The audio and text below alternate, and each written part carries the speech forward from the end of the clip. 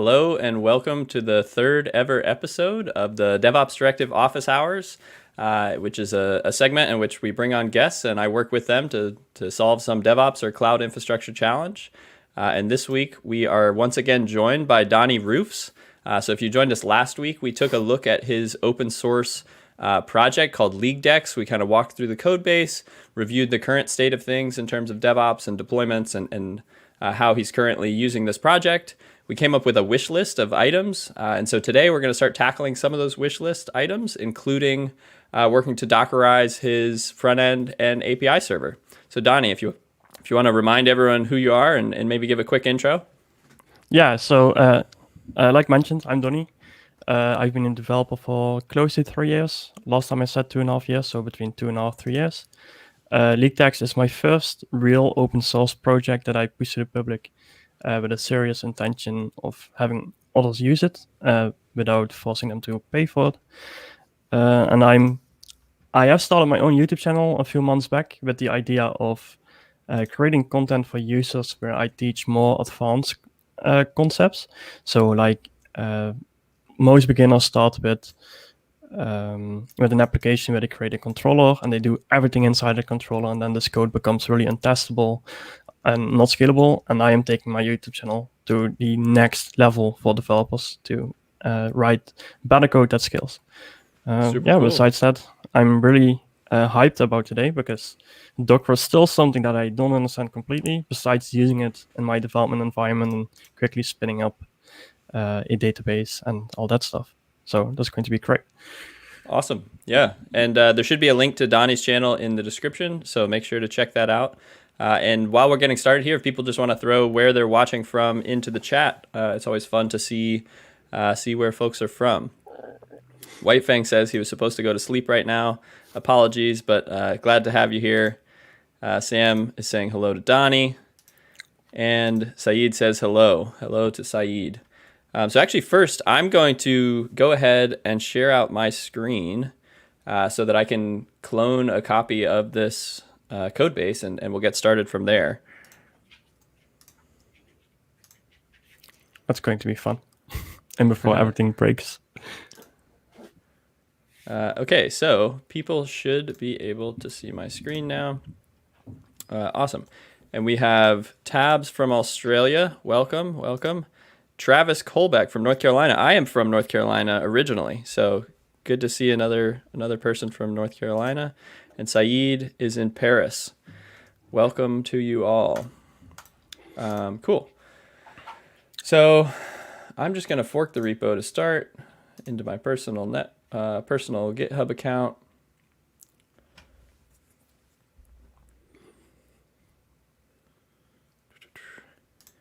Sam from South Africa, welcome. We've got almost full coverage of the world, it sounds like, so that's cool to see.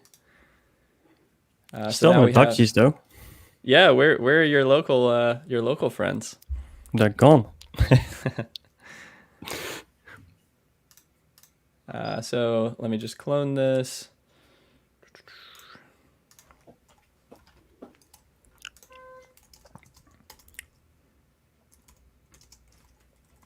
Zoom in a bit.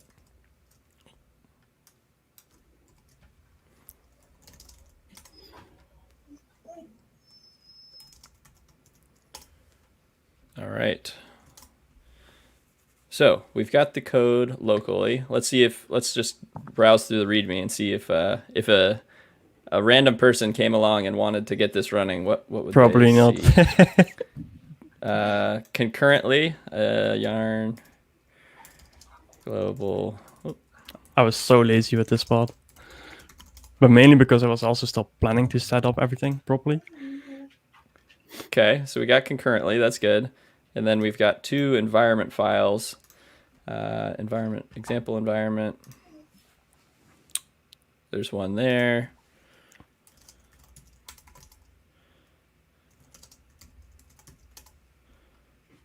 Okay, so we've got a bunch of blank values that we'll need to fill in, presumably. Yeah, the only thing you really need to fill in are the token secrets. Everything else is not needed, at least around development. Okay.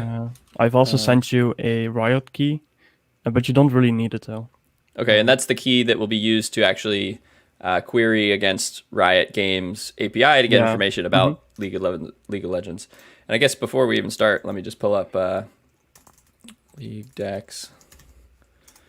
So this is the site and application that we're working with. Do you want to give a 30-second intro again, just so people know what the heck it is if they didn't tune in last time? Yeah, so League Decks is created for a game called League of Legends. It's, to summarize it, it's a simple application that helps you create nodes for specific matchups you play, with the cool part of being able to share it with others. But the reason I created it was because I was really sick of writing down stuff on Notepad when I played League of Legends. So instead I created this, which started out as a joke, and now we are close to like 1,200 people using it. Cool. And we have Jason from Germany tuning in. Good to have you. And not sure how to pronounce your name, Muyuanol, with an emoji face. Cool. One of the big reasons I don't stream, pronouncing people names. Oh. Yeah, I just try my best and see what happens. This is a good question. Nagraj says, what does PERN stand for? So PERN is Postgres is the database on the back end. Express is a Node.js package for building out APIs. So that's the E. React is the R, and Node is the N. So it's just a combination of all the different technologies in the tech stack. The N always confused me. Like I even had to start earlier today or yesterday, I think, because if you're already using Express and you're automatically using Node. Correct. Yeah. Kind of weird. A little bit duplicative, but I think it just sounds nicer when you say PERN versus PER. And true. Then Whitefang has a question for you, Donny. How long did it take you to build? I think it took me about 4 to 5 months to get the MVP up and running, which was just taking notes and that's it. There was no validation whatsoever, including design, because I did everything from scratch. And then I started promoting it, started working more on it, and now we're like a year in. And I haven't touched it like for two months now, I think. Like adding new features, I've only fixed bugs and all that stuff. So close to a year, pretty much solo. Cool. There were like 4 people that made pull requests, but those were really, really small and not even related to features. Yeah, we see the contributors somewhere around here. I think if it's forked, because it doesn't show. It doesn't show. Yeah. Got it. Yeah. Cool. Okay, so we've got the code here. You said you had sent me a key. Did you send me that on Discord? Yeah. Okay. Yeah. And is that a developer key? Like, does it matter if I show it on screen or not? No, it doesn't matter. Okay. That was in server example end. And is it gonna look for by default just .env, not example.env, or? Yeah, you need to rename it to .env. Okay, I'll just copy it. That also works. Rename. Okay, so that's gonna look there. We've got a Riot API key, which you sent me. You said these access token secrets matter. Those are getting used when you like hash the password, or do they actually need to match something specific? They just need to be random, or do they need to be something? No, you can fill in whatever you want. Yeah, that's what I thought. So I'm gonna do that. It's just a random C to make sure that the JWT is valid. Yep. And the SendGrid stuff is not needed since it's production. Okay, awesome. And then the other one is here. Yeah. This one should work out of the box, I think. Okay. Except for the user and password, that's up to you. Yeah, so I think in your, if I remember, you had this bootstrap.sh where you were setting, the Docker Compose, you're setting these as the password. Mm-hmm. Yeah. So Postgres, League Decks. So Postgres. I believe there's something wrong with the last part of the URL though, like the home part. But now I can't remember what the hell that's supposed to be called. Is it League Decks? That's the database name, yeah. I believe that would be the database name. Or it could be. I guess we'll find out here in a minute. Cool. Yeah, this should do it, I think. So now I just need to install yarn install for both of these, right? Yes. So server. So I create this yarn. file called Bootstrap, and it doesn't install the packages for you. So It does or does not? It does not. No. Okay. Yeah. That was like the easiest way I could think of to make my development experience a little bit easier. All right. Yarn again. And let me know in the comments if my screen is large enough, if you can see what's going on text-wise. I guess I can make the browser a little smaller. Make this a little bigger.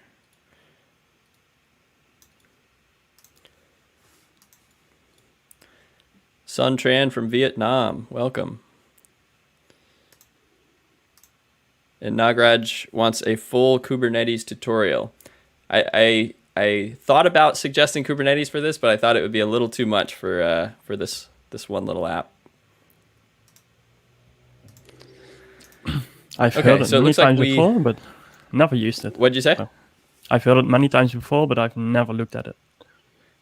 I mean, once you get the hang of it, it is a pretty powerful tool and allows you to do some really nice things out of the box, but there is a fairly steep learning curve, I'd say. Okay, so we have our node dependencies installed, and now we should just run bootstrap.sh. Yeah. Maybe. We'll find out. I wonder if it's going to break with the database. Or maybe not. Hope it doesn't. So we got... oh, no, that's fine. Yeah, that all looks good. There's a known error that I disabled something, but I forgot to comment that out. So it's like it's undefined. Well, it is because I commented it out. Okay, so we're loading something here on the right, but it's not there yet. All right, that's a good sign. We've got some proxy errors, but... does that mean that it didn't start the server, maybe? Yeah, so let's look up here.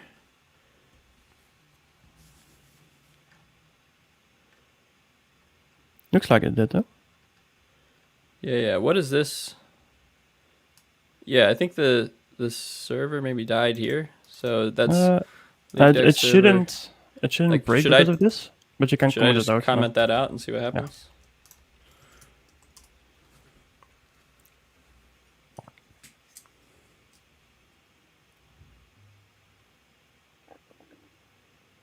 Yeah, the seeding is fine.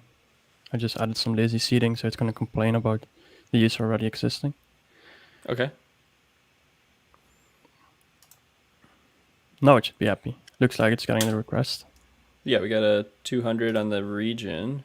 Yeah, and the 500 is fine. 500 is fine. Always good to hear. Yeah, it's the initial request to check if the user's logged in. Okay, so let's just make sure we can register. That's probably a good test. Test. A1@b2.com. 1, 2, 3, 4, 5, 6, 7, 8. 1, 2, 3, 4, 5, 6, 7, 8. Let's see what kind of password validation we have. Okay, change your password. That's good. It looks like we were able to register. Validation. Yeah, that's right. Cool. There's also an admin account created if you want to log in with it. Which should be there's already one by default. Yeah, so it's admin, and then ESD is password, I think. EST, you said? Yeah, so ESD. No? T or D? A. Wait, sorry. So ASD. Sorry. Yeah, that sounds so Dutch. Holy moly. It's going to be a meme. And hopefully that admin account doesn't get created in prod. Yeah, we shouldn't though. Cool. So we are logged in. If I try to add a summoner. Yeah, this should work as long as it finds the user. Does it matter what the summoner name is? Yeah. It needs to match one. Mm-hmm. But League of Legends is really large, so it will probably find it. Hello should work. Yeah, cool. added account successfully. Awesome. So now if that user would go in game, then it would tell you. But the chance of that user being online is very, very small. Cool. And let's see. We've got a couple more comments here. Can we store these environment variables as a config map secret and use them that way rather than looking for them in a .env file? So if we were using Kubernetes or some system like Docker Swarm that has secrets as a construct within it, then we would want to store them as such. Because we're not, that's why we're using this env file. Likely we will store them as GitHub secrets and then inject them when we spawn the container from a GitHub action is probably where we're going to end up. And Sam asks how we're going to deal with load balancing when it becomes more popular. We have talked about that a little bit. We'll probably start with just one instance running in Docker. If we want more, we may use Docker Swarm as sort of an in-between just basic Docker and Kubernetes, where you're able to run multiple containers and load balance across them. But yeah, that's what we're thinking for now. Okay, so let's go ahead and try to Dockerize. Should we start with the API server? What do you think? Yeah, I think so. There's also something that I just remembered, that if you want to Dockerize at Prisma, it's probably going to complain because it's like its own server in a way, I believe. Oh, interesting. Because it automatically fires up a database manager, as far as I remember. Prisma, but Prisma is a node package, or it's something? Yeah, but you can, I don't know. We will see. I remember something really weird about Prisma when I tried to Dockerize it. So that's why I went for Adminer instead. Okay. Well, we will probably encounter that. Sam actually commented that Prisma starts its own process, so that is good to know. So it's running side by side with your Express server, presumably. So if you say so, then probably. Yeah. So maybe we'll have to do something special there, but we'll find out. Cool. So I'm just going to create a Docker file within our server directory. And for Node.js, I'll just use the official Node.js image. And there's a whole bunch of different versions. I'll probably just use the Slim version, which is, I believe, based on Debian Linux. Do you know which version of Node you were using by default? I guess I can probably look in package. It doesn't show it in the package, right? Yeah, I didn't do anything special, so it's probably just using whatever version so was on my system. On my current machine, I'm running 14.16. Okay. So everything above that should be fine. We could just pick 14 or 15 or 16. Yeah, 14 should be fine. Okay, I'm on 15 on my system. Oh, that's also fine, I guess. Let's just do 15. Buster Slim. Sounds good, right?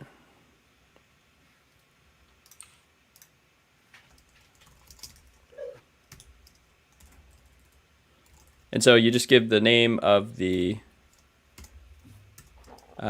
image and then the tag that is associated with that image. And let's make sure that works. Docker build dot. Is that not right? Is it node-js? Oh, it's just node, not node.js.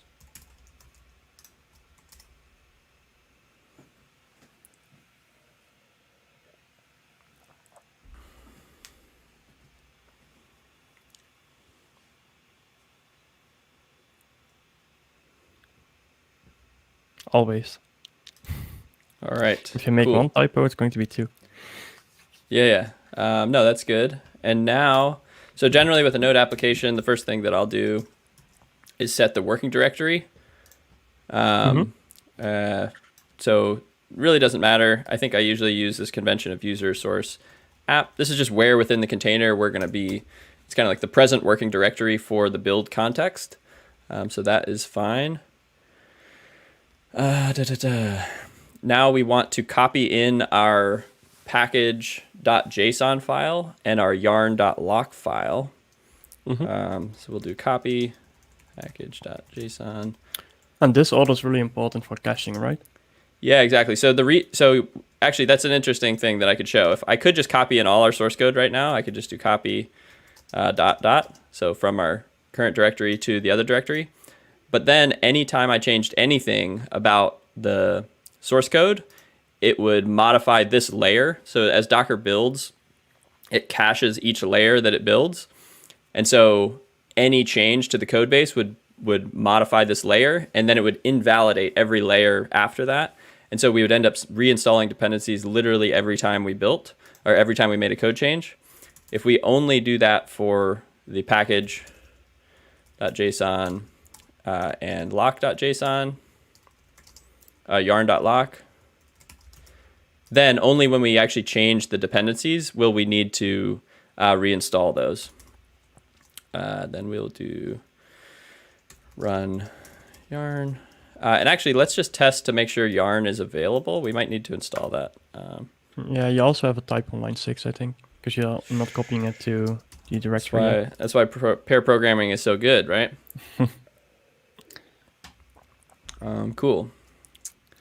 So what I was going to do to check if yarn was available is we can actually just take this image and run it directly. So we can do docker run -it. And so the IT there is interactive and I believe TTY are the two flags. And so by passing those flags, it will give me a live shell in that container. Yeah, that was a lifesaver for me when I was trying to set it up on the VPS. Yeah, it allows you to basically hop inside a container and play around with things and know what exists and test out commands, and then you can add them to your Docker file. And we can catch up on the chat here. And Nari says, what are we Dockerizing today? So it was this open source LeagueDex app that Donny built, currently deployed to DigitalOcean, just using PM2 as the process manager on the VPS. And so we're Dockerizing that. Sangnik says, Mr. Poole here, hello. And Nari says, hey there. Mui Anil says, Acroni here. I don't know what that means, but welcome. Web Dev Junkie. Currently doing Terraform code at work, getting some DevOps inspiration. Awesome. Glad to have you. Actually, I've seen some videos of Web Dev Junkie. Yeah. I tend to not comment on people's video, but since he's here, I should mention that he's doing a really great job. There's some really good content there. He is, yeah. I think he has a few thousand subscribers, so he's definitely growing. He does some like front-end stuff. I know he does some CSS battle type videos. So definitely good stuff. Go check him out if you're in the comments section. Also, if you haven't yet, hit the like button for this video and it'll help bring more people.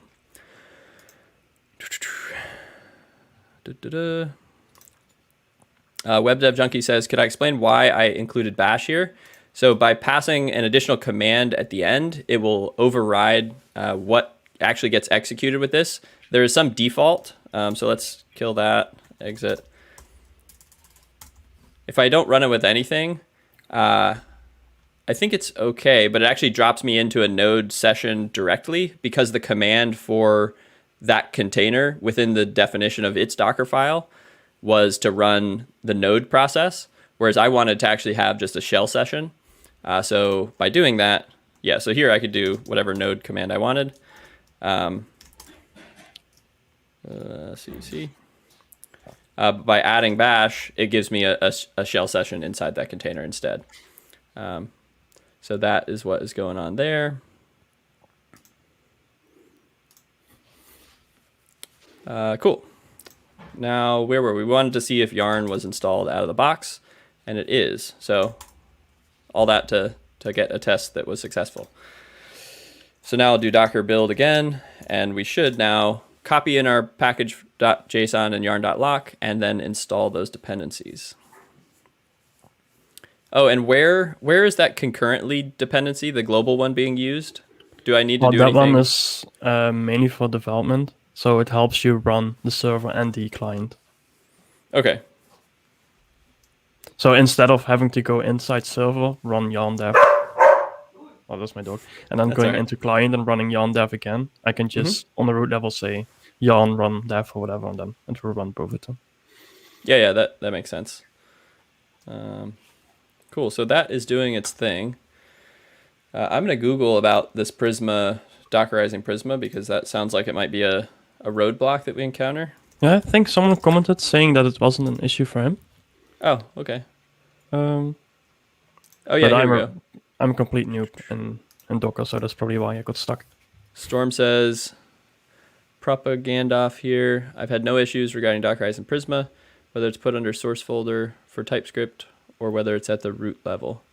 Okay, we'll see. Maybe we hit something, maybe we don't. Okay, so now we have our dependencies installed, and we would want to then copy in the rest of our source code. I will also add a git a Docker ignore. And within that Docker ignore, I'm going to put node modules. And so basically what I want is I don't want to copy in the locally installed dependencies from my MacBook into this Linux-based image, because there could be conflicts about those different versions. And so by having a Docker ignore file, it should ignore those.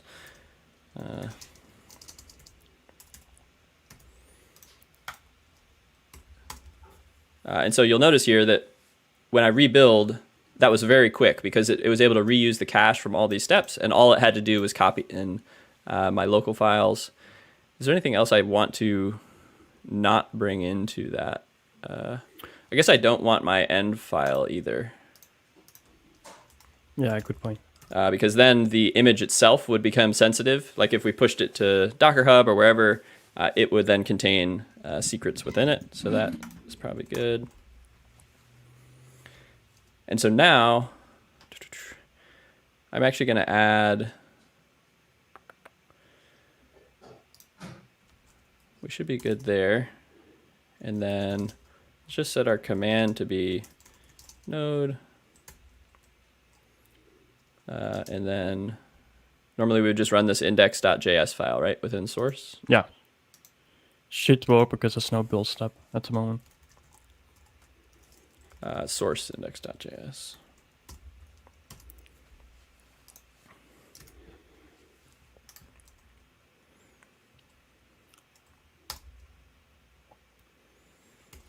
And just to make it convenient, I will tag this image with league dex API.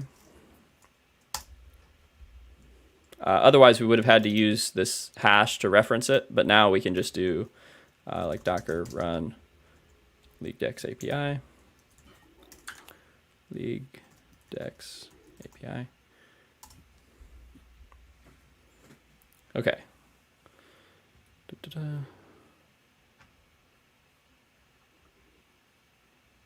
Where's my client?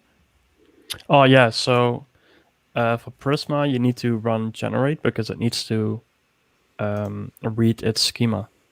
So if you go inside the Prisma folder and then schema.prisma, so in here, like it needs to generate this for the application to work.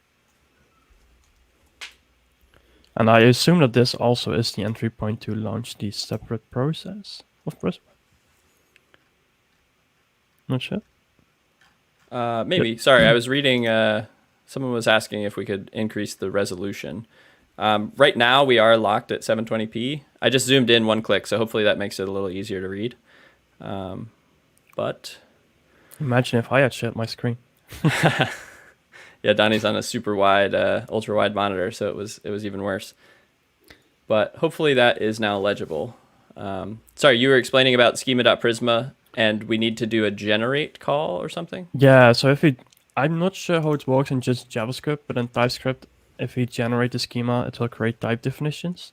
So I'm not sure what it completely does in JS, but you need to generate it to in order for the application to understand what's going on. So that would be just running Prisma generate. Okay, so we can do that within the Docker file here. Run. And so will I need to be, which directory would I run that from within? From within the Prisma directory or the top level? I can't remember, honestly. Well, I guess we can probably test. Let's see. -it. So now we're in a shell inside the container, including all of our source. So we can go here. Not found. Probably need to prefix it with yarn, I think. Oh, yeah. Yarn. Yeah, because it's not globally installed, so. Maybe I do need to be inside of Prisma.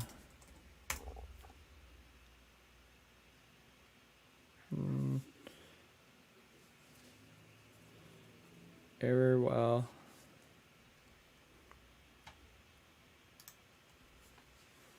That sounds like a fun error.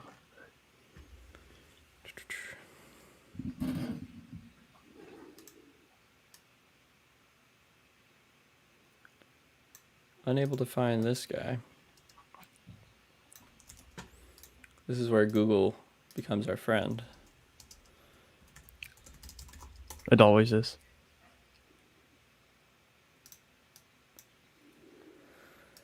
I wonder if it wants you to install it globally, so you could do like npx Prisma generate. But that wouldn't really make sense, because in my development environment, I just do it with yarn. Yeah.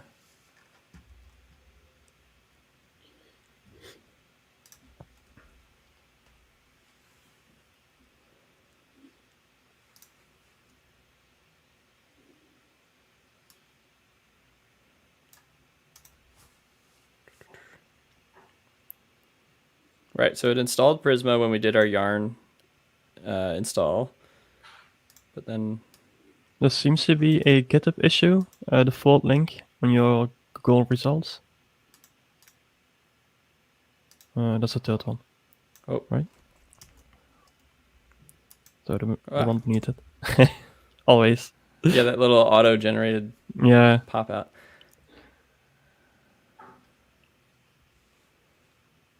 Okay. Not sure if this is it though.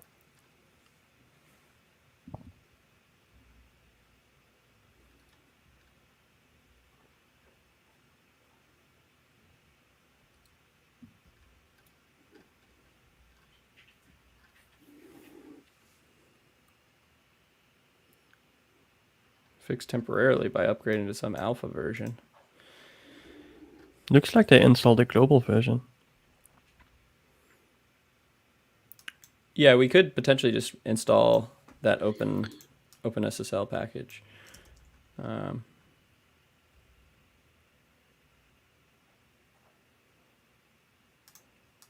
Yeah, why don't we just try that, see what happens.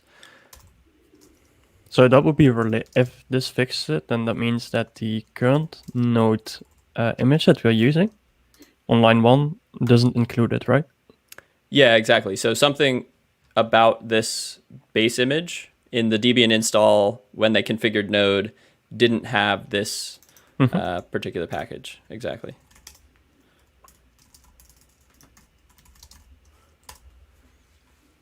So that'll take a little while because we got to reinstall our dependencies again. WebDev Junkie asked why the command takes an array of strings instead of just one large string. That's a good question. I'm not 100% sure on that. It might have something to do with how it takes, like, how it considers arguments from that string. Because like you could pass additional command line arguments here, and like whether it parses those differently. Yeah, I'm not sure. That's a good question that we should search.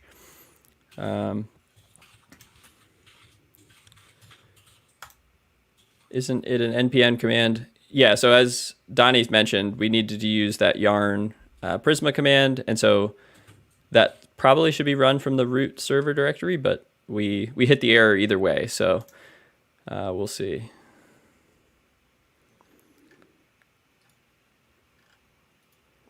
So it looks like we successfully ran these commands. Let's hop into that container again.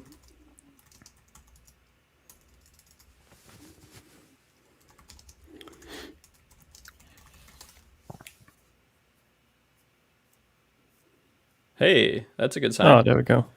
So now we can run that from within our Docker file. Because, right, we just need to run this one time, and it'll generate... like we can run it within our build versus needing to run it when we instantiate the container. Is that correct? Well, you only need to run it the moment you change the schema. Every time we change the schema. But we won't change the schema with each launch of the app, though, right? So I'm saying as long as we change the schema before we build, which is true, I think, then we can run this inside of the build context. Yeah. Okay.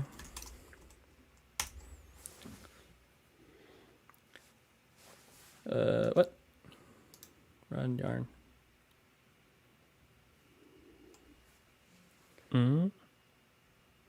Good. But it worked when I was inside the container. What the heck? Yarn.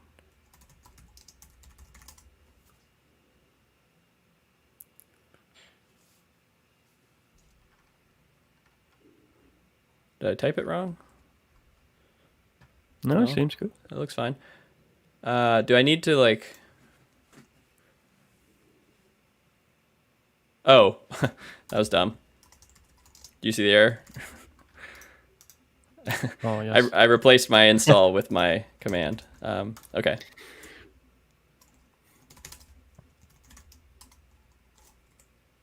So is there a reason you're also copying the yarn.log? Shouldn't the lock file pin the exact versions of what I had locally? Versus package.json would be sufficient, but yarn.lock should give me exactly what I had. So if we only did package.json, it might change minor versions and stuff, whereas lock should give me exactly what I had. That's my understanding. Right. I'm always confused with the log file. Like, some people tend to say you never commit it to your repo, and others do. Yeah, and I think every it depends. time when I work with people, the .log file always gets to me. It always has to complain. Yeah, I think it would still work without it, but it does give a more precise definition of the environment. So it looks like it wants you to set the directory of the schema. Okay. Or CDing into it. Either provide schema. So I can just pass this as the actual path to it, right? Looks like it, yeah. So I can do something like schema./prisma. And then what was the name? Schema.prisma.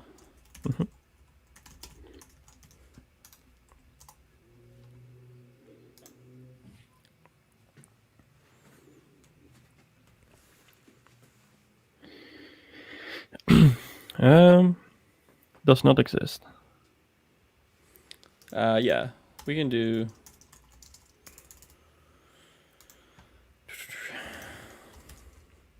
Oh, do you see why? Again, I did something stupid. Do you see what it is? No. We haven't copied it in yet. Oh. Of course it doesn't exist. I'm so fixated on the script that I'm like, what the hell are you talking about? Yeah, so whenever you're live, you do stupid things. Cool. So that looks like it succeeded.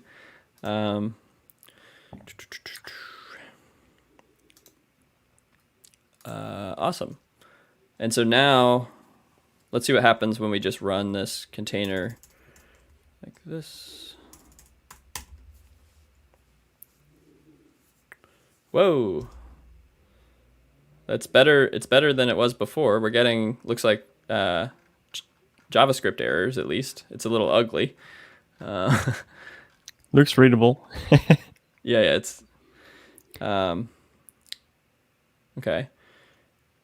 We're just getting a big old JavaScript blob.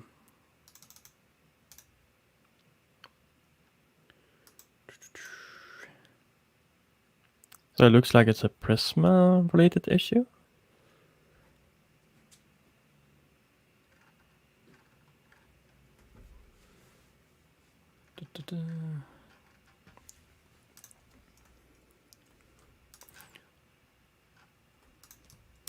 So once again, we're just going to hop into that container.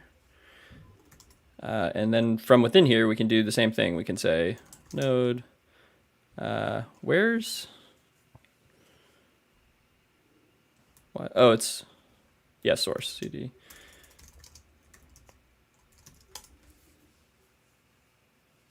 Okay, there's a real error. I wonder why that didn't make it out. Okay, so it's just saying there's no database, which is true because this container localhost within the container doesn't mean the same thing as localhost outside of the container.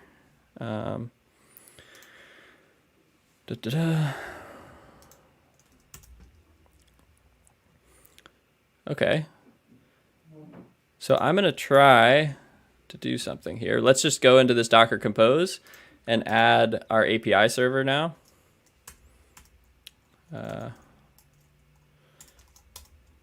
Image. And so basically what I'm going to do is set it up so that now when we launch the Docker Compose, it'll launch both our database and that API server, and then hopefully be able to talk to each other over the Docker network. We'll need to configure that as well. What do we call our image? LeakDex API.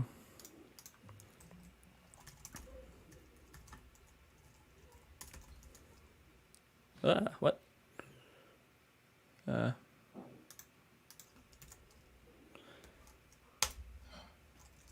Restart. No, doesn't matter. I'll look up the Docker Compose file env because we want to pass it that.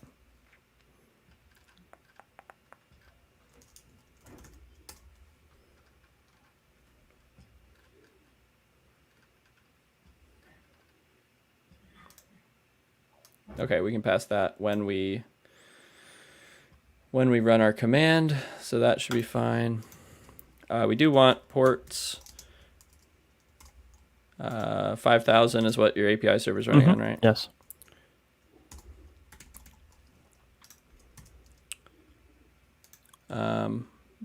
We will want to modify this, not that one, this one slightly. So now,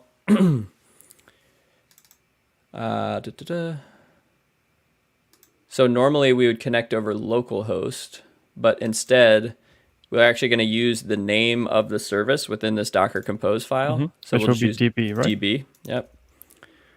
So this will get replaced with just DB. Is there a given convention for naming your services within the Docker Compose? Yeah. Not really. I mean, maybe there is, but I'm not aware of it. I think naming it just like you would name another variable, something that is short enough and informative enough is probably the target. So DB seems fine in this context.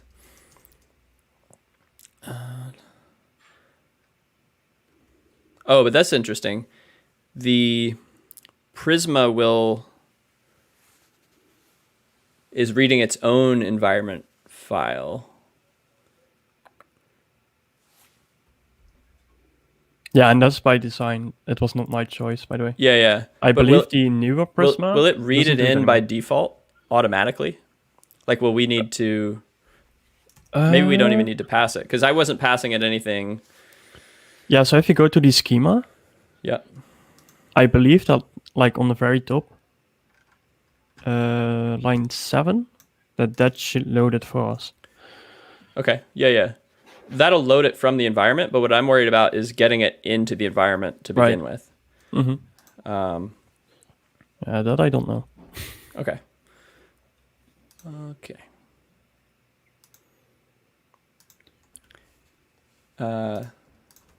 Docker Compose.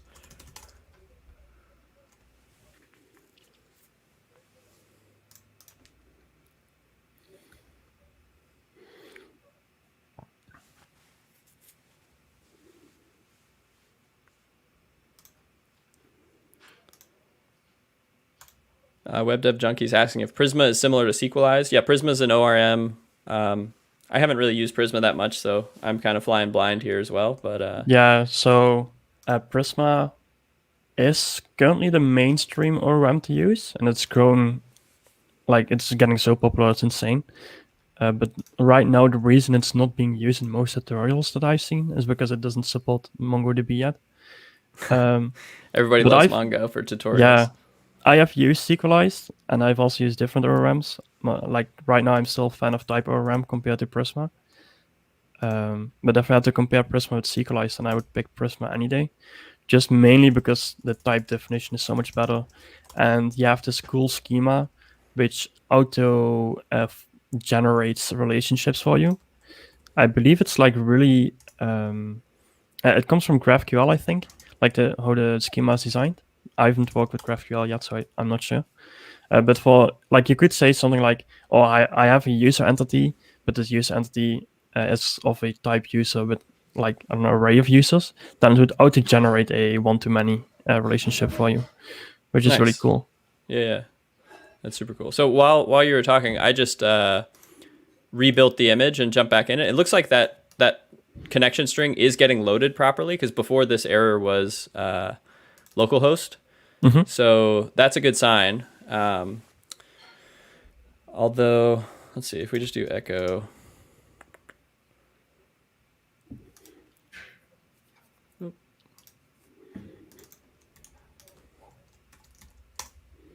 Okay, yeah, so when that process starts up, it must read in that connection string automatically. So that's good. And we don't need to worry about that. We were working on this Docker Compose file. Let's just cheat and go to my Docker Compose. I mean, that's how it works, right? Right. That's why I do this stuff, so I can go look it up later. We'll just watch my 6-minute Docker Compose tutorial live on the stream, and then we'll be good to go. Yeah, this is one of the biggest reasons why I want to start blogging, because that way you always have like some resources that you know that will work. You know the work, and you know that you explain them in a way that probably you will understand. Yeah, but it's so much effort. Oh. So this, I'm going to make the API server depend on the database because it needs to come up first. So that's why I do that. I'm going to add a network for these two to talk over. So how do the networks actually work? Because I've never understood them properly. And the only thing I know is that you need them.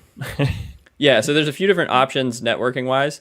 The default is this bridge network, and essentially it sets up a brand new virtual network that only things attached to that network can talk over. So it's within the Docker context. If we used host networking, we would be able to essentially allow our Docker containers to operate on the same network as the host itself, so on my laptop.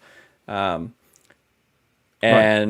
if you don't define a network, then it will, I believe, create a bridge type network named default that any container can talk on, but is separate from the host. So by naming a network, in this case, since this is the only Docker application we have, it's not too critical, but I'm going to do it anyways, just for cleanliness. Right, so it just basically creates a new network adapter in a way. Yeah, I believe that is the case.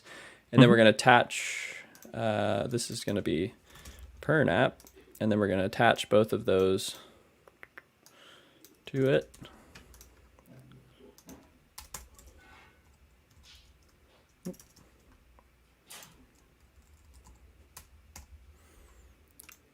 There we go.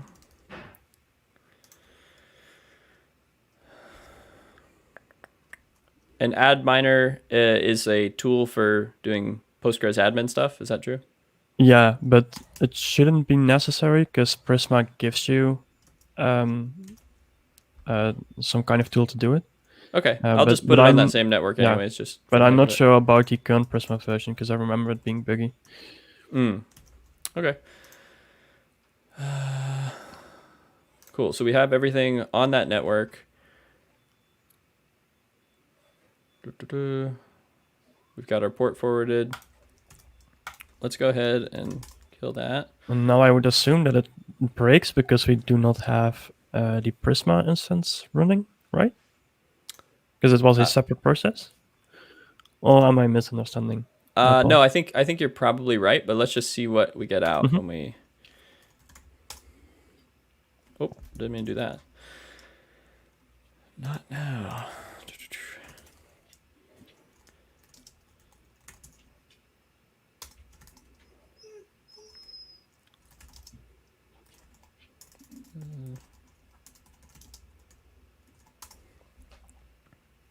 What? Oh, it's inside the server. Oh, we are, right? Oh, we are. Oh, I didn't need a dash.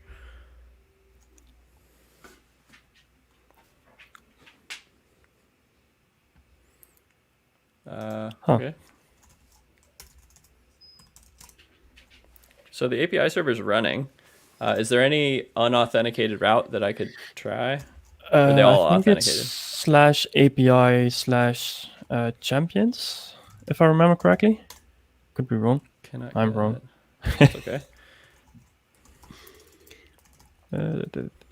Singular, maybe? I did S. It could be. Yeah, it's probably... Hey, so the API server is running, and these are all in the database that it's loading, so that's good.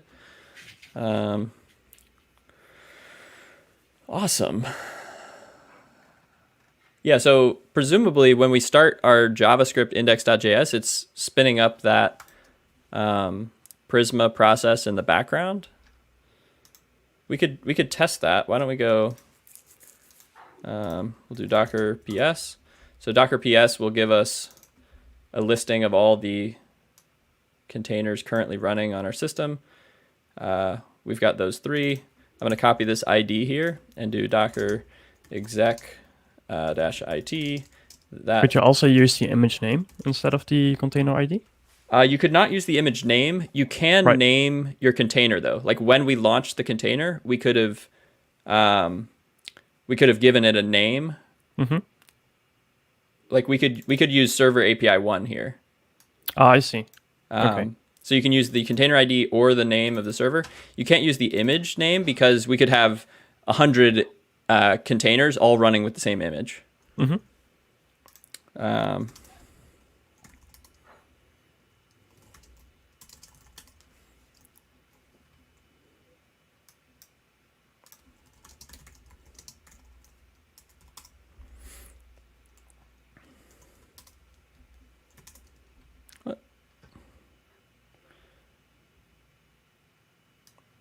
I just wanted to see what processes were running.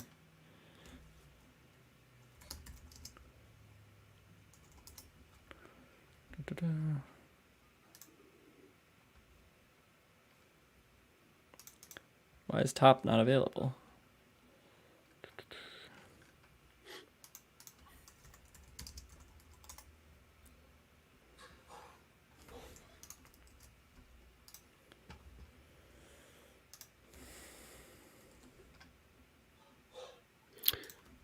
So WebDev Junkie asks where the data comes from, like the C data.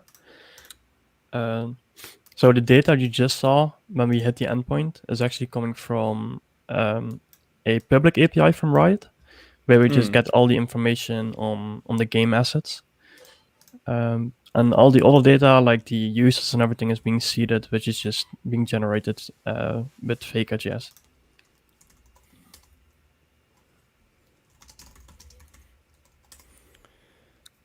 And this also syncs automatically with a cron job.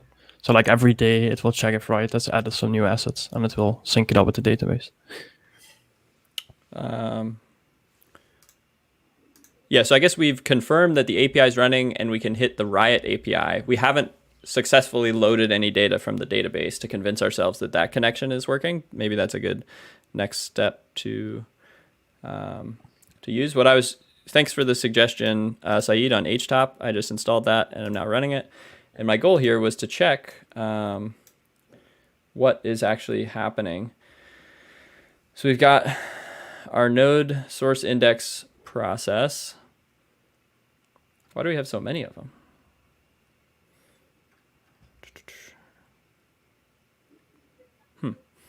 And then we have our Prisma process. So yeah, it seems like it's spinning that up in the background. Interesting. Oh, I just killed the app in the other window. We'll bring it back up. Okay, so how can we confirm that? Is there any way for us to either turn off authentication or confirm that we can query from the database itself as sort of a next? We could try next adding test? stuff. So if you go to leakdex, to the localhost environment. So our front end is still running. I'll need to start our front end separately, I guess. But then it should be able to communicate via localhost. We might run into issues with the proxy settings, though. We'll find out here in a minute, I guess. That could be, yeah. Yeah, we might have to update. I think we'll have to update that proxy within package.json. But actually, why don't we just go ahead and throw it in the... I'm debating whether I want to Dockerize that right away or try to get things working with the client running outside of Docker. Let's just see if we can get it running without it. So normally, what is your Bootstrap script doing? It is on the front end, just running run dev. Yeah. Actually, no. So remember that you installed how is that package called again? Concurrently? Yeah. So that one is running run dev. So if you go to the root package.json. Okay. Oh, okay. So in there we could look up the scripts because now it's going to boot up the server and the client. Oh, this run dev does both. Yeah. Got it. Yeah, so let's just look at what that's actually doing. Not there, though. Prisma. All the way in the bottom. The root. There we go. Run dev is just yarn client. Yeah, so it's yarn start for the client. Yeah.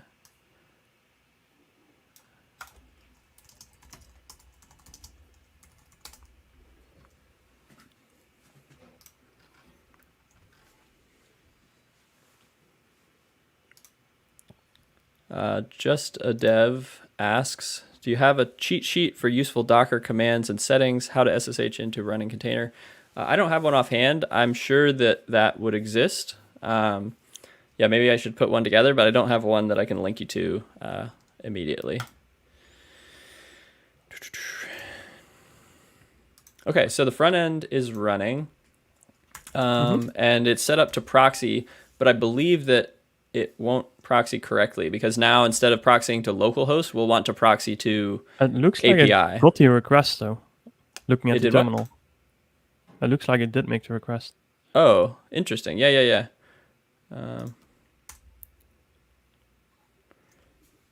Oh, it's probably because this is port forwarding from our local host, so it's making its way in. So should I be able to now register here? Yeah, you could just log in with the admin account. Okay. Because that one should have some generated data. ASD. Okay, secret. Okay, so the environment variable is not getting passed here. I like my validation. Yeah. That will never happen in production. And we are running that is in the same directory. Yeah, we're at the same level.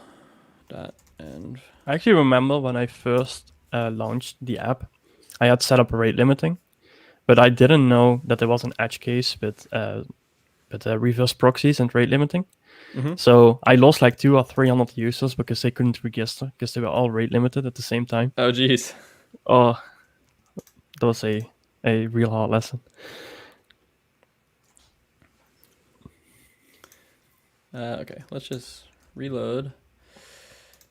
Not register, we want to log in. Admin, ASD, log in. Okay, so for some reason, we are not getting our environment variables into into the app. So let's go ahead and jump into that container and just check. Let's confirm that that those environment variables do not exist. So we're going to jump into our API container.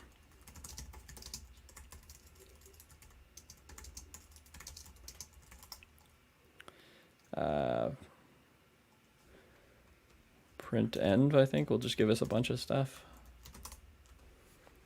Yeah, so we did not get those. Why not? Why not?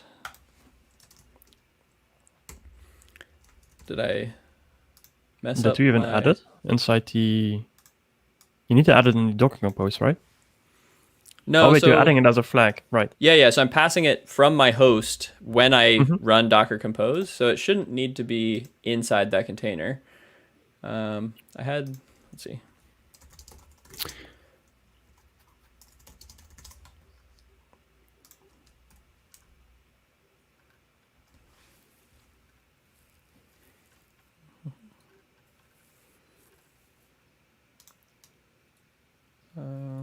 Maybe the maybe the equals is confusing it, and it just wants /.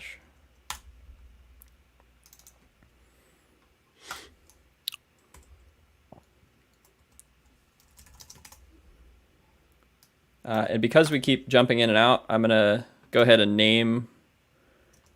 Is it always server API 1? So maybe I can just do that. Cool. Still no. Okay. File path is relative.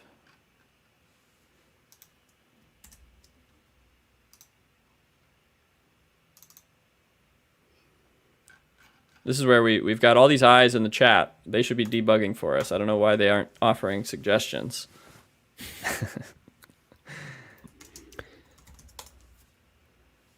So that looks fine.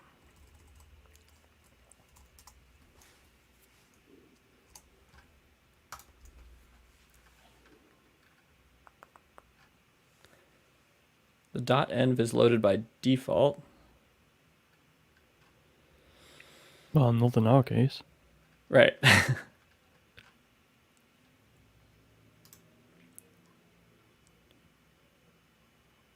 Maybe Docker ignore is biting us.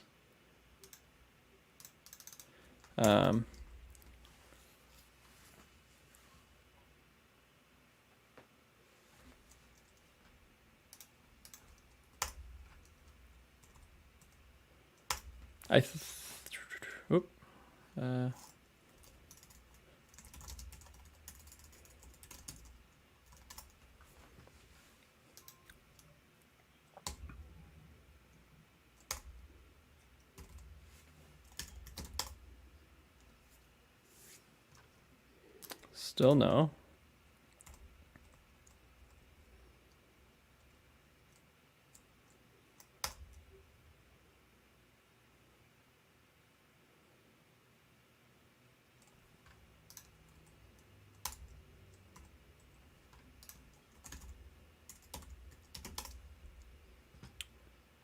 What is going on?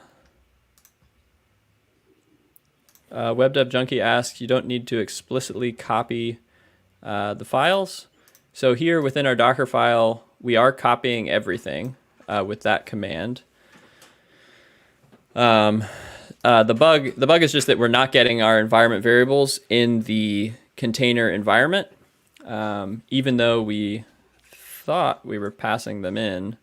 Yeah, so within the docs, it looks like it should grab the .env file by default, or we can override it with this --n file, which we did.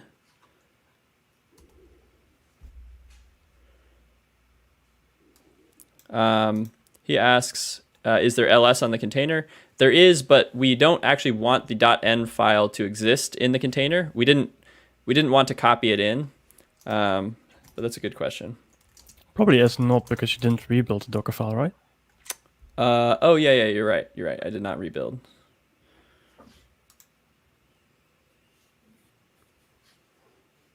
Yeah, so it doesn't exist there because I had it in my Docker ignore.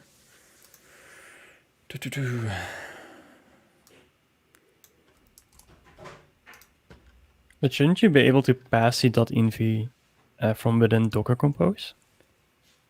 Like within here, yeah, I can do that. So because that would mean that you wouldn't have to pass the env file inside the Docker file, right? yeah, exactly. But it should be able to pass on the command line like we just did. It's in the same directory. Yeah. I'm going to add it back here just because I don't want it in my container.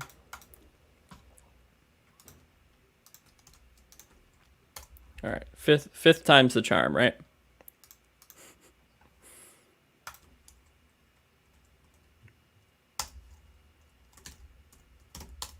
Hey, yeah. So There we go. That's really weird that it didn't like passing it via the command line.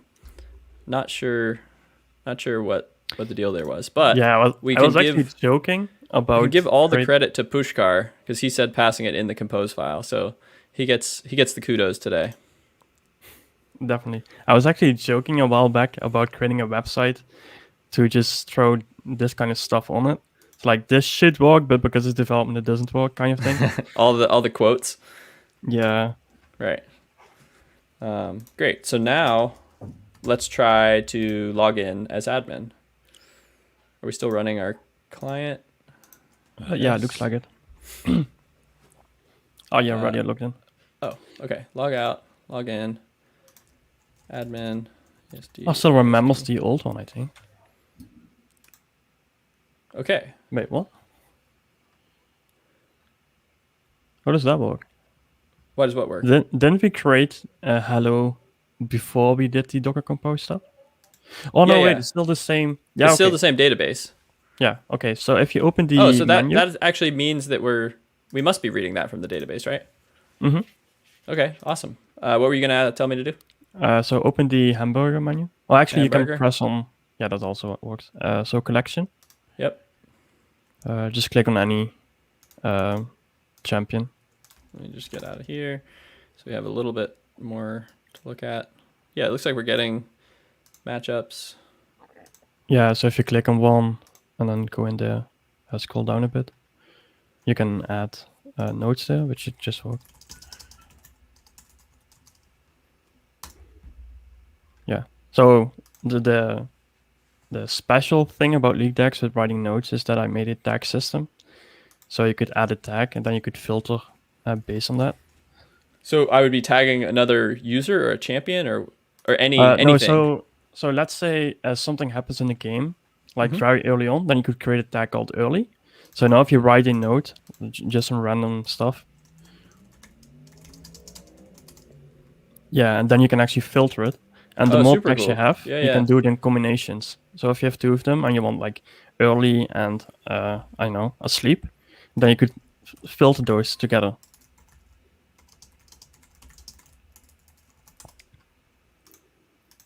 Yeah, so now if you do this, it doesn't work. Only things with both? Yeah. Yeah. So that's kind of what it does.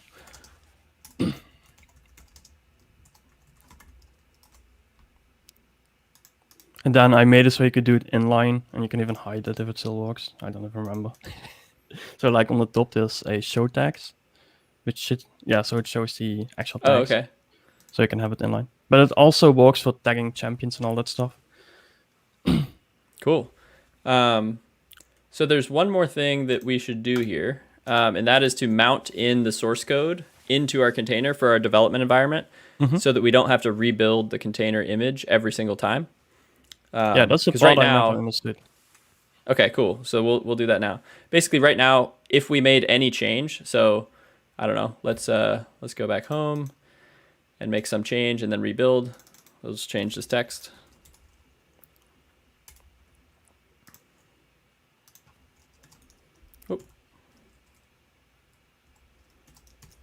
So the only way that is going to make it into our container is if we rebuild.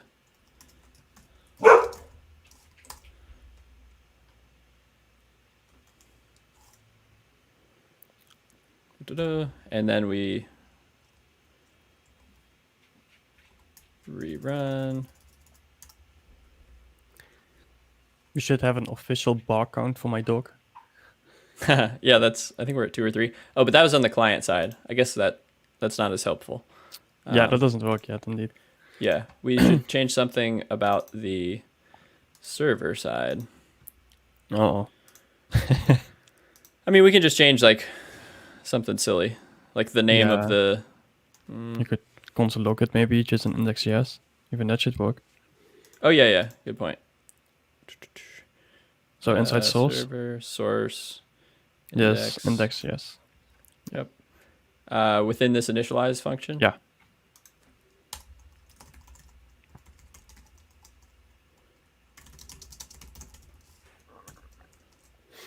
Yeah, so that shouldn't work because it doesn't know yet, right? Exactly, yeah. So if we just kill it, do Docker compose up, we do not get anything. Perfect. If we then rebuild, and there's actually a Docker compose build directive. So we can actually include this in our Docker compose file.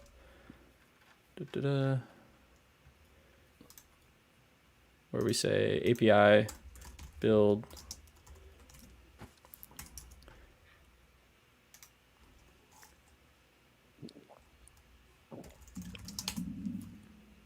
Why did that not work?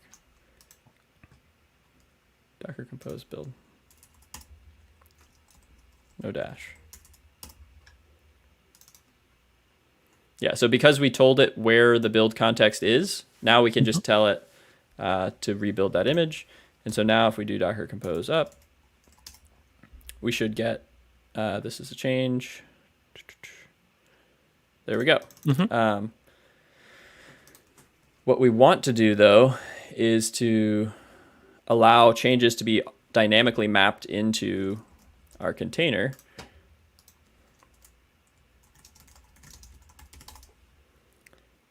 And so if we were just doing this with a single Docker container, we could just use the -v flag.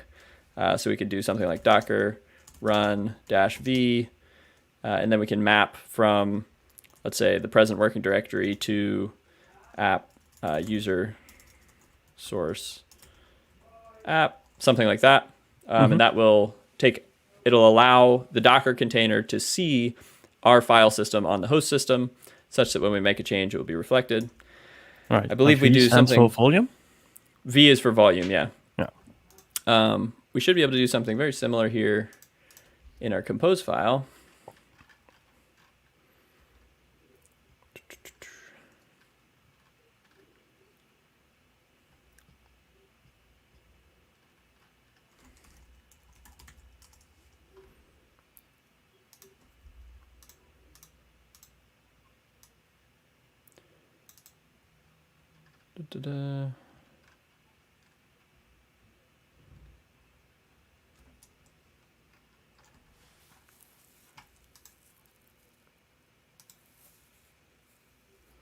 So this would be if we're creating a Docker volume to store stuff in, but we just really want a mount volume.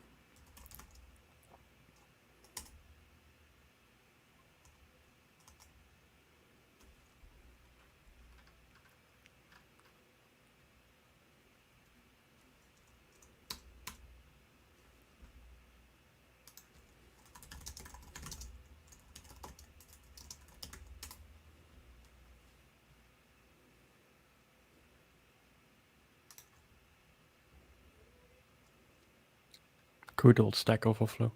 That's right. That's right. Does allow relative paths. Not necessarily. Oh, okay. So let's just do volumes. Dot.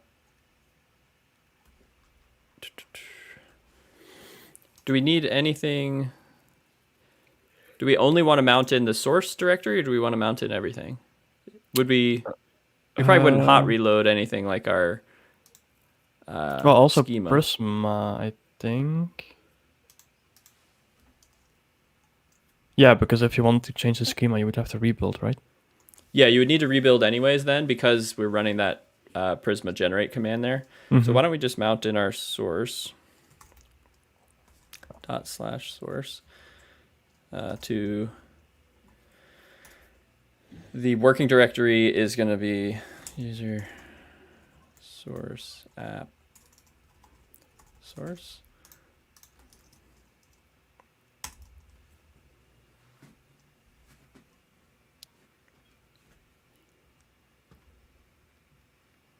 And now I know how we can test this. We can actually just go in and make a modification and check that it is reflected. So we'll do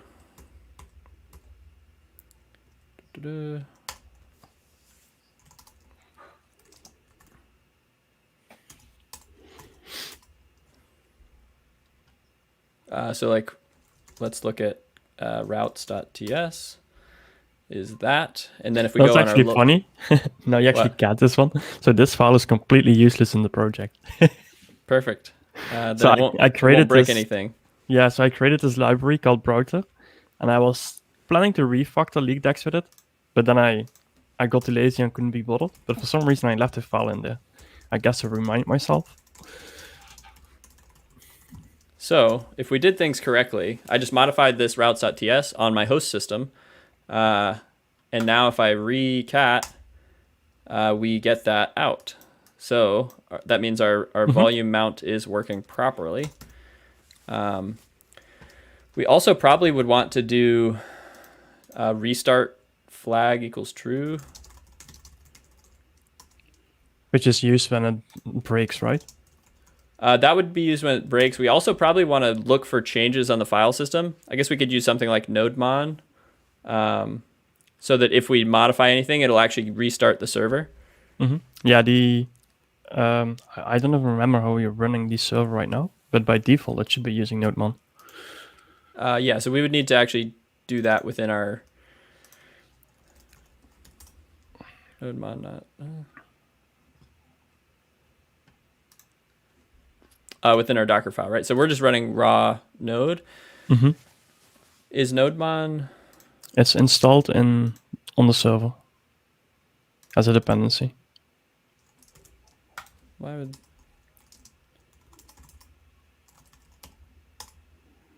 I need to do yarn nodemon. Oh, I think. yeah, sorry. Okay. So instead of node here, we want to do yarn. Is that needed for CMD? I I vaguely remember not having to prefix it with yarn or npm, but I could be wrong. Oh. So I think by default, the Node.js container is going to run just the raw node process. So if we want to do something different, like run yarn nodemon, I think we need to do this. Yeah, so we could have probably just passed that and it would have worked before. But I think if we want to run something different, like yarn, I think we will probably have to do this. Docker compose build.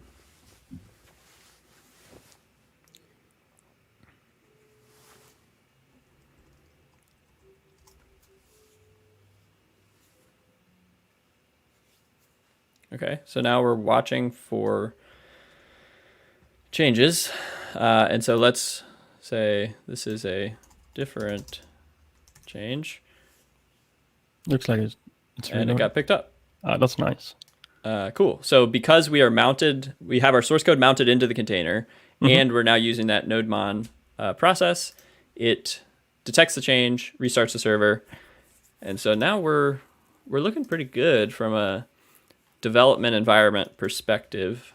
Trying to think what else. Is there anything else that we need for the API server to do local development with Docker? I don't think so. No, that looks fine, I guess. The only thing that we are missing right now, but I assume that's for later, that is the additional build step. But because there's nothing in the source yet to build, so. Additional build step once you move to TypeScript, you mean, or to build? Yeah. Yeah, so that would just get added probably either before or after this Yeah. Yep. And then you would change the CMD to be, instead of source index.js, it would be like dist index.js, I guess. That makes sense. Cool. Okay, so let's pull up our wish list and see where we want to go from here. Yeah, so did you want to add the client to the Docker Compose? We could add the client to the Docker Compose. That is definitely an option. Yeah, why don't we do that just so we have full Docker everywhere. I should also quickly mention, the moment we are completely done with the DevOps side of things for LeakDex, I will be starting a blog on my not yet hosted portfolio, where I will be tackling how I'm going to refactor LeakDex. So I'm going to be looking at important features, adding tests. Like, you will see my entire workflow of trying to refactor it to a piece which is at least maintainable. Because right now it's just a nightmare. Yeah, I mean, hopefully some of this Dockerization and the stuff we set up will make it nicer as you do that refactor to avoid breaking things. Let me just check the comments here real quick. Pushkar's given us some good vibes. I think that was after we used his suggestion and finally got the environment variables working. And asks, can you explain the term drive in the context of the Docker network? So the driver is which type of network you're setting up. So there's a handful of different drivers. They're called.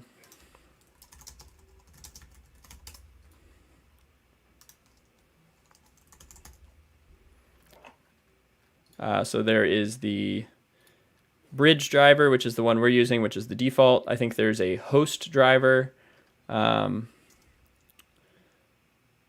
to think. I think there's a couple others, but primarily those are the two that I'm familiar with. And it basically just tells Docker which type of network you want to use. Hello, Bao from Vietnam. Glad to have you here. And Raj is asking if we can add a variable command and call it while building Kubernetes via config map. I know what all those words mean independently, but I'm not sure exactly what the question is. I think we can use Kubernetes. When we define a config for Kubernetes, we could override the container command, but I think that's a little outside the scope of what we're doing here. Cool. We wanted to add the client to the Docker Compose. In order to do that, we are going to Dockerize it. Yeah, so you would need to create a new Docker file first, right? Inside client. So it'll look almost the same, except we won't have the Prisma stuff. So we're going to go here. We got Docker file. That's fine. We probably don't need this. We need those. We need that. We copy in our source. We don't need this. And then it's just yarn start. And this would be different when we start the site on hosting it, right? Yeah, exactly. So this will be for dev mode. Yeah. For actually hosting it, we will probably do we could either put it into something like Nginx or Caddy and build a container based on that. And then rather than do yarn start here, we would do something like run yarn build. Yeah, and then you move it inside. Yeah, exactly. Yeah, so I've always been wondering. I've done a little bit of PHP because I was doing a project with someone else, and I like getting into new languages. And they used, what's it called again? Laradox. Oh, okay, yeah. And Laradox has like all those containers ready for you. And the moment you run your application, you could change your host name. So instead of going to localhost, you could go to, I don't know, my app and then deport or something. So I assume that comes from Nginx or... When you're running locally, you could still use the actual domain names? Or on... Yeah, so locally, it would set the... it would change the domain name, so you wouldn't have to go to localhost. You could name it anything you wanted. Yeah, I wonder if that's just mapping... because you can trick your computer into mapping whatever DNS, whatever domain you want to any port. So like, I wonder if it's just changing those settings, because there's no way I could modify the actual DNS servers and route them back to your system, because that there'd just be too many different configurations of people's firewalls and networks for that to work reliably. So yeah, it must be changing something on your host system, sort of intercepting the DNS requests. Interesting. Cool.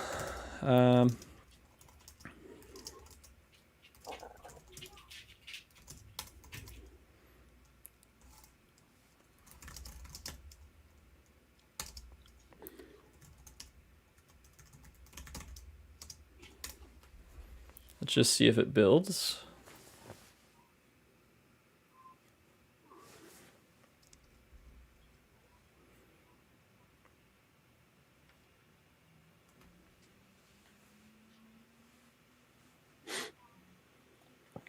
While that's building,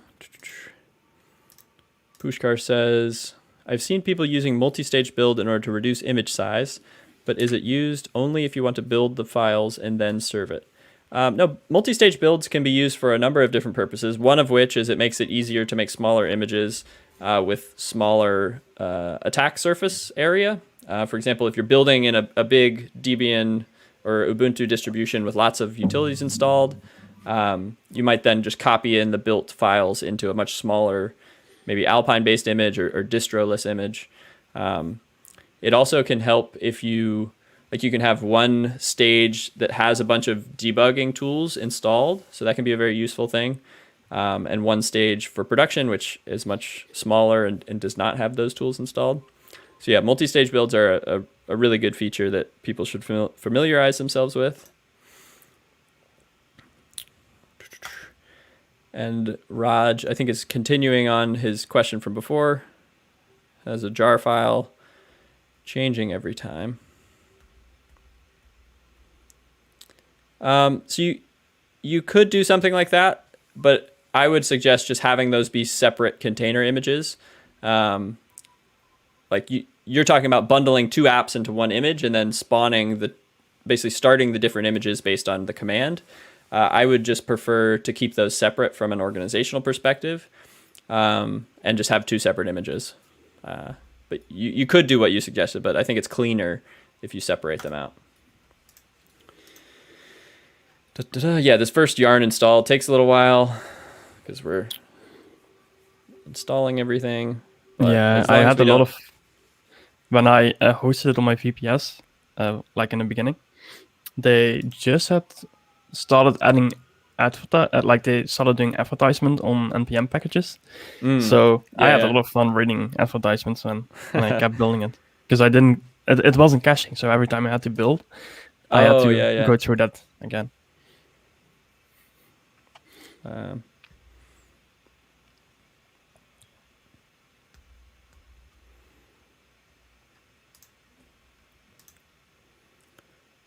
Yeah, I'm actually going to move the Docker Compose to the root. Move.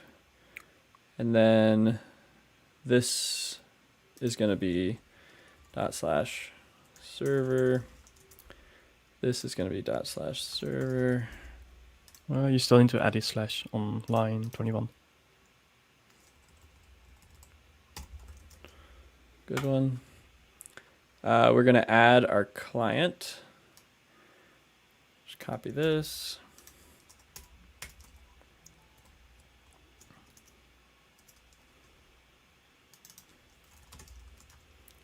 Replace API with client.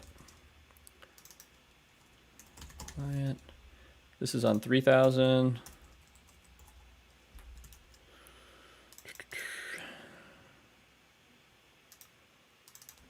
There's no environment variables on the client side. Not as far as I remember, no. And we wouldn't want any secrets in there anyways, because anything that you put in the client is public. This does not depend on anything. We don't care. We don't need anything to be up, right? Well, no, not really. Like the API request will fail, but it's not going to block the. No. And again, we will mount in our source directory. Cool. Put it on that network. All right.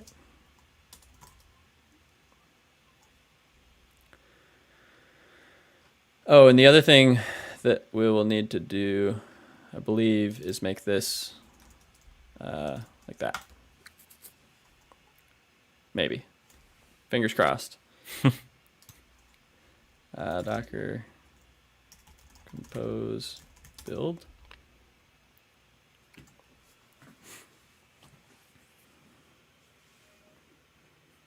So now that we've built it once, it should be quick here.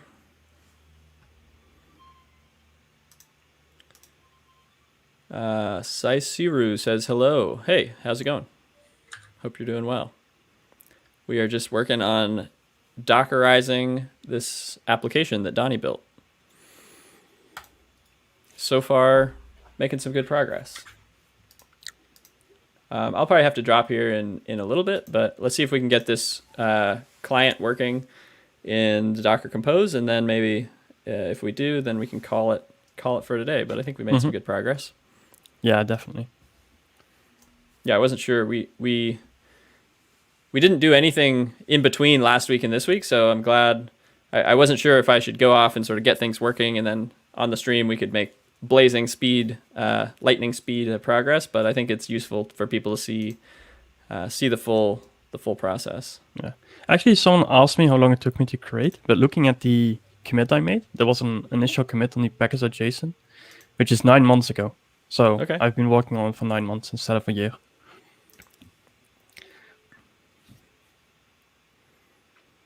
Why is this taking so long? That shouldn't be the case. Why would the client have broken the cache?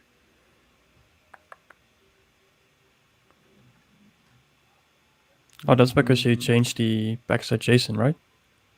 Oh, good point. Good point. Darn it.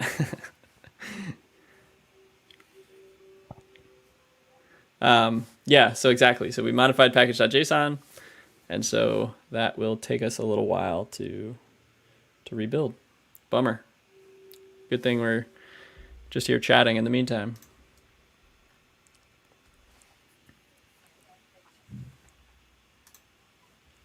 I guess I could start that container, or like override the command, go into the container, modify the file, and then start the client. But we'll just let it run for now. Maybe if it doesn't work on the first go, we'll use that approach to make it a little faster.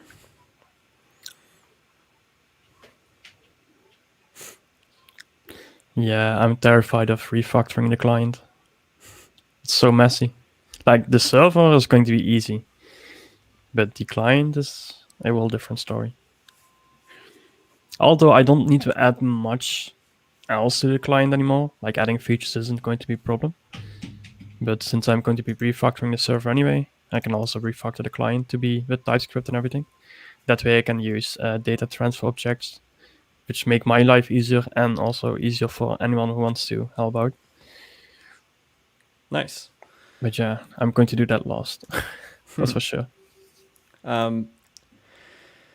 Vinay says, hello, what is a PERN app? PERN app is just the different technologies in the tech stack. So P is for Postgres, E is for Express, R is for React, and Node is for Node.js. So kind of like MERN is Mongo, and then those same technologies. PERN is Postgres as the database. So we successfully built. Now let's do up.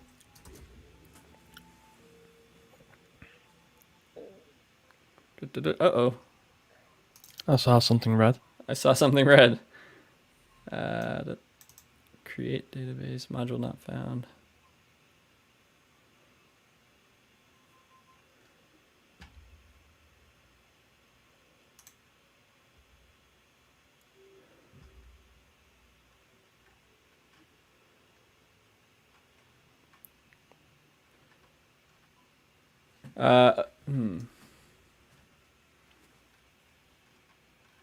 I'm a bit confused.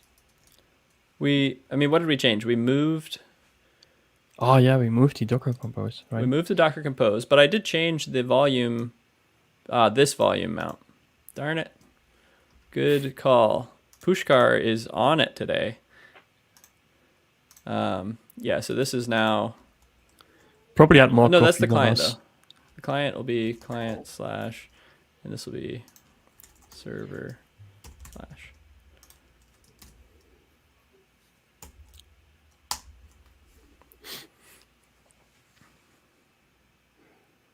Yeah, so, and for example, the bootstrap file that I used, oh boy. That looks You like would the same thing we did with the Prisma before when we messed Yeah.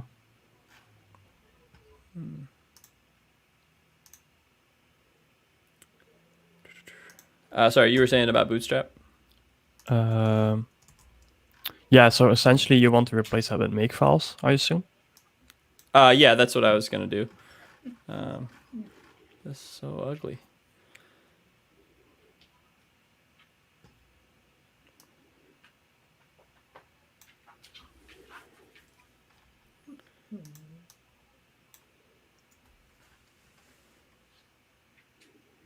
All right, so I'm going to get rid of... I'm just going to comment out the client section, and let's get the server working again. Mm-hmm.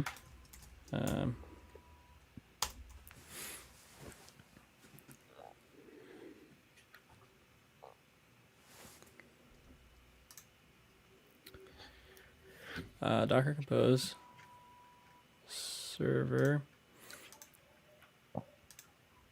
source, yeah. Server env, yeah.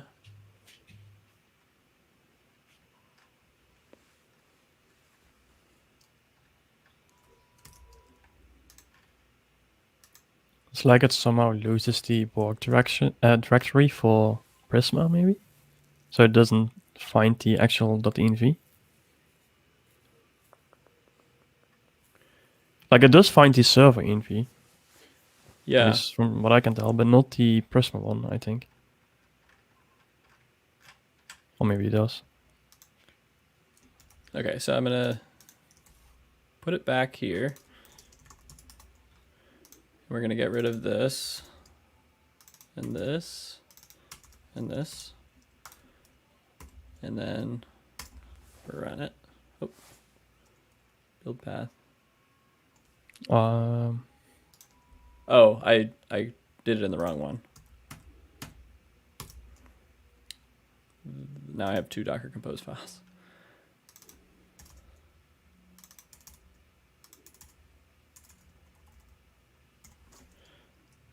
Yep.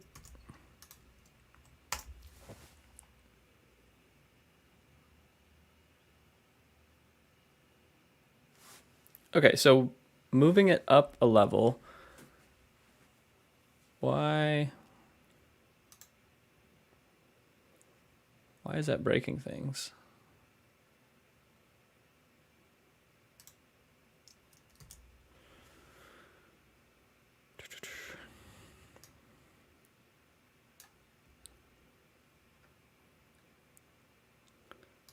All right, my build context is one lower.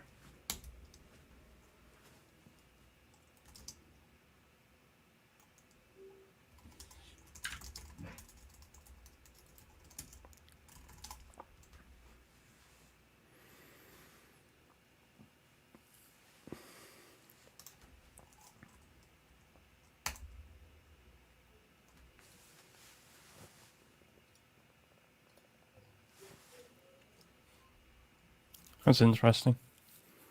Yeah, something about...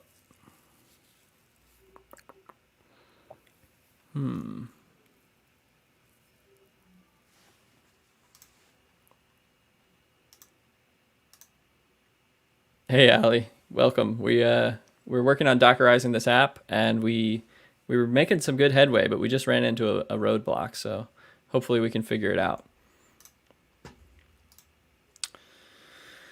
Yeah, so if I move it up a level, let's get rid of the volume mount and see if we're just fooling ourselves with something here.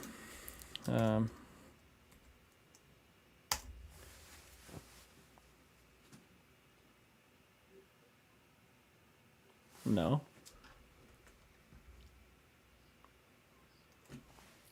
Yeah, it looks like it's not getting the environment variable for the Prisma instance. Yeah, so... Do you maybe need to include it here? Would that work? So like besides Yeah. server, we would have server Prisma. Is it inside of... I think it's... Is it Oh no, it's inside. a sibling? Is it in server or is it a sibling? It's a server sibling. Prisma, I think. Oh, right. Server. And I'm not sure if it's... you still need to add a slash. Thank you.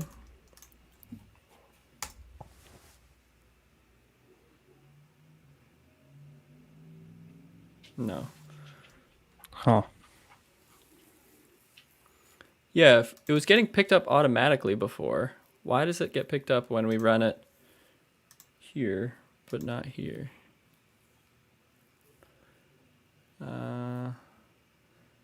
Oh. Is this...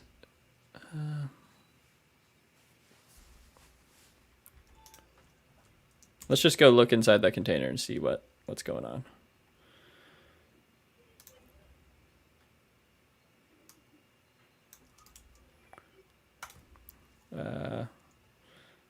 Let's build it first. Compose, build.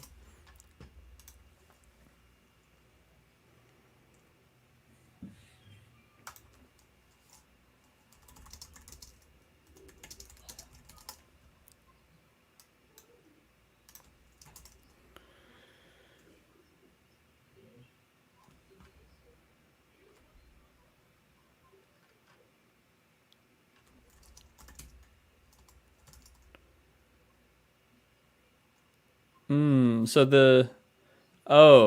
so that .env file, the prisma.env, is not getting built into our container anymore, right? Because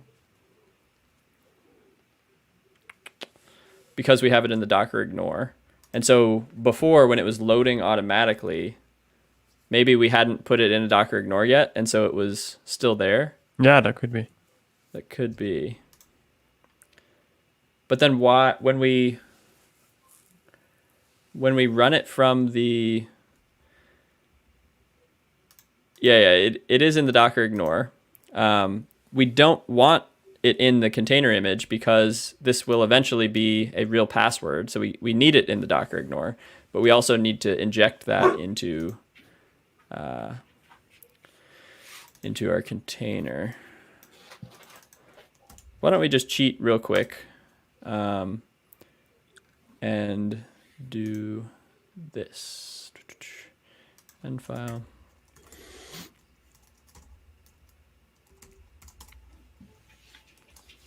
Let's look up the syntax and see if it's just that env not making it in.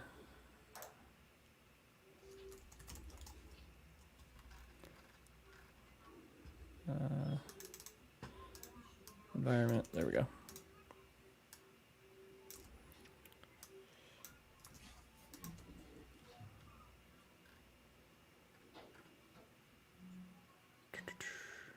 There we go.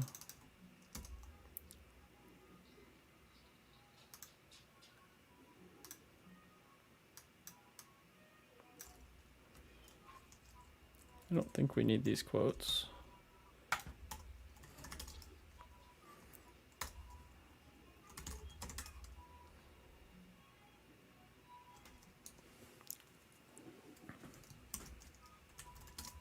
Oh, cancel.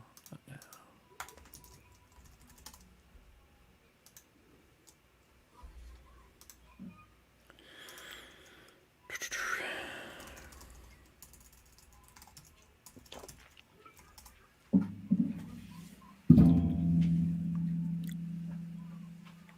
No. Seems to hate us. It does not like us, that's for sure. Also, what's going on over here?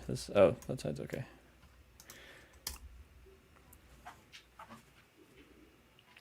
Turn that in.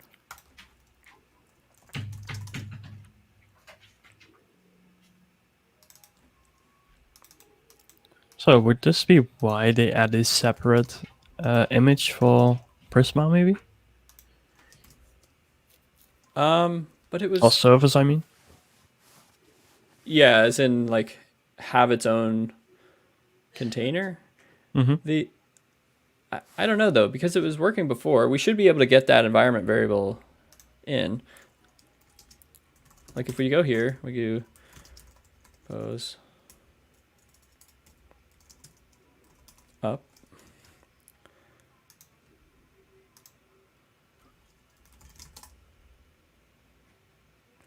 And then we look in that container, Docker.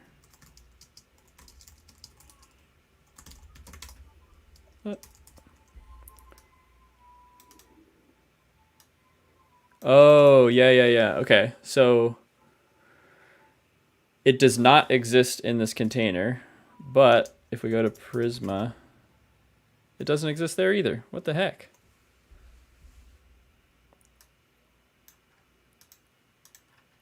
I am very confused.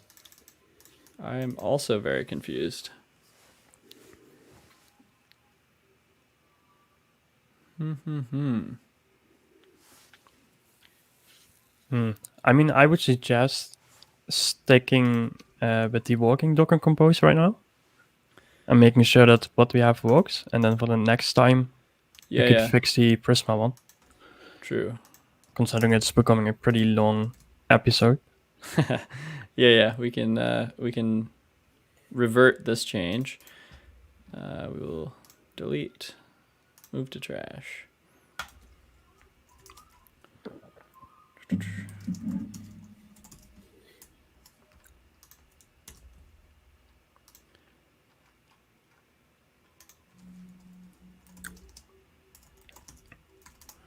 We've got that. Client. We've got a to-do here. Fix. Didn't the client work? It did, but not when we... It did, right? Yeah, but we didn't get it working with the Docker Compose. Oh no, it broke because the Prisma instance broke when we used it. Oh, true. We were just debugging. Yeah. At least we didn't test the proxy. Yeah. We didn't test proxy because our API server is broken. Yeah. But the Docker file should be built now, so it should run though, right? If you uncomment. Yeah, we should be able to do like docker run dash p 3000. So that port forwards into that container. We called it leaguedex client.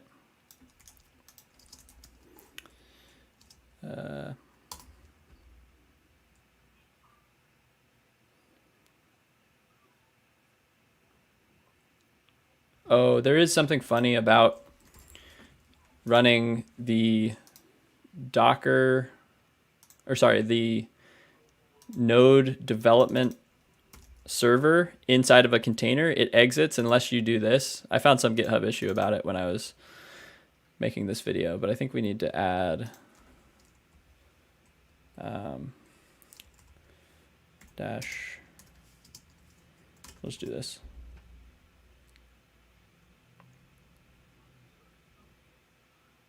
Okay.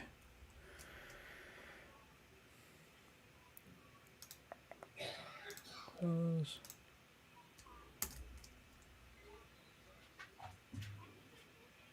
Uh-oh. It's hung. Oh, it's still starting, I think, isn't it? Starting the development server. Oh, maybe it's not. Yeah, maybe it's not done. Ali asked, why are we not using Docker secrets? So Docker secrets are only a thing if you're running in swarm mode. I don't think they're available just running normal Docker. Okay, so the proxy does not work, I think. Okay, but it did finish launching. Yeah. On cloud build, you can pass the env as standard command line environment. Okay. And keep secrets away. Don't pass in the build. Yeah, you don't want them in the build process. That's for sure. That's why we're trying to pass them in the Docker Compose environment. Could not proxy. So it was API champion. Yeah. Yeah, that shouldn't work. Cool.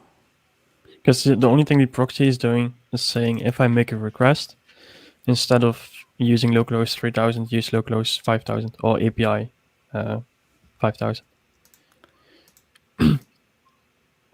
Right. So if it doesn't find it on 3000, it should forward it to 5000, right? No, it doesn't. If you set the proxy in the package.json with a create React app, Yeah. and you make a network request through fetch or Axios, Mm-hmm. and you don't provide a full URL, so you're not saying localhost or Google or whatever, then it will automatically map it to localhost 5000 or whatever the proxy value is. Like, so just it will never. Yeah, so if you do localhost 3000 API, it will still the proxy doesn't matter here. Like, it's not I an see. actual proxy. I thought it would actually do that, but I could be wrong. So it's I don't remember, but as far as I'm aware, the proxy is just a base URL, which magically gets injected into your client. There are also reserved environment variables for Create React App, but I've never had the need to use them. Hence the proxy inside package.json.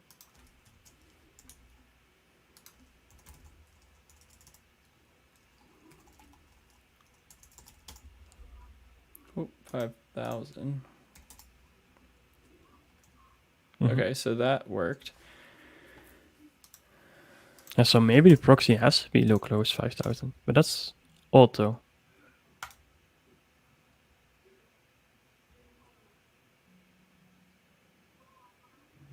Yeah. Okay. Well, we can maybe debug that offline. Yeah. I think we're at a good spot. We got the server Dockerized and working. We were able to interact with it via the client, but not in a container. And then we ran into some issues when we tried to pull that client into the Docker Compose. There was one issue with the environment variables and Prisma, and then the second issue of proxying the requests and what the network, what the actual requests need to look like. So those two to-do items. Why don't I just add it here?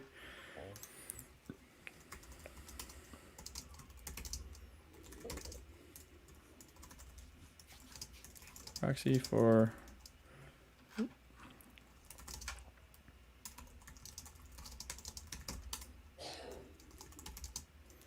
that was the environment.